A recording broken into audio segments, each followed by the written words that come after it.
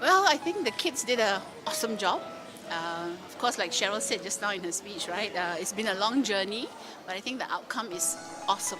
We actually put together informative, educational, and we have lots of takeaways. We've had over 800 people come through these doors, and I think everyone who walked away has something to say on the days of Rage Ball. I think we've met our objective now.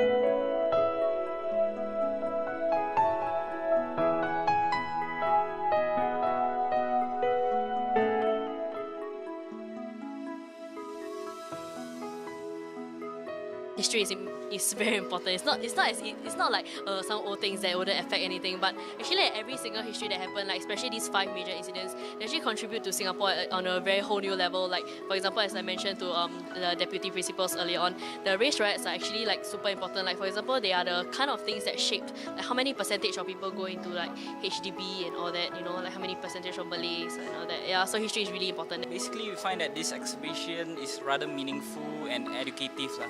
Actually, for us to actually learn quite a lot of stuff like McDonald house bombing and like etc.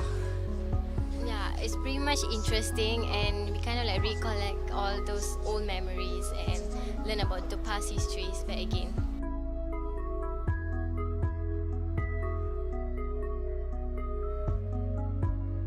Because most of the exhibits and the events that took place in this part of Singapore's history resonate closely with me.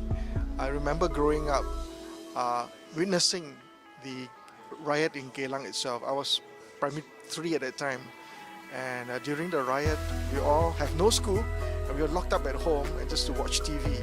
But there was a lot of concern and fear because we don't know how much it will erupt into.